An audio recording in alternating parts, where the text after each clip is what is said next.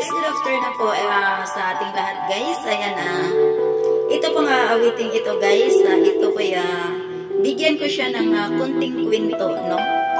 During my younger age. Maybe actually when I was 16 years, this song. Ayan may ano po ako. Alam niyo naman yung first love never die kung tawagin. Isa po siyang seaman. Pero hindi po namin ine-expect na magtagpo ang aming landas nung time ng San Juan sa Bisaya guys. Isa po siyang vocalist din sa banda ng Cebu City area. Pero that time, nabit namin sila, nag-practice sila doon sa beach ng Pipitos Beach Resort. Ayan, shout out dyan sa Liloan, Cebu.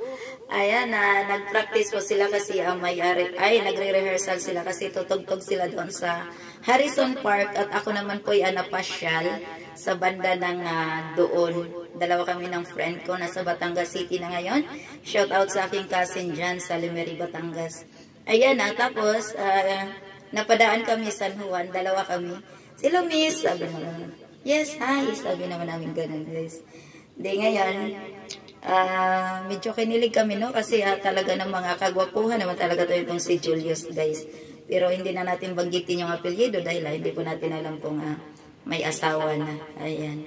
Tapos ngayon, hanggat ayun, dumaan ng maraming kwento, guys. Tapos hanggang naging kami. Tapos, isa siyang seaman, pero for the meantime, hindi siya nakasakay sa barko. Nag-ano siya, nagtugtog muna sila ng banda. Tapos yung naging boyfriend naman ng pinsan ko, isang drummer, tsaka vocalist drummer. Kaya din natuto din ako ng kanta-kanta ng konti. Dati yung medyo okay pang boses ko, hindi pa ganito kapaos. Nasira lang kategory guys, hindi ko alam kung bakit. Kumakanta din ako minsan, no?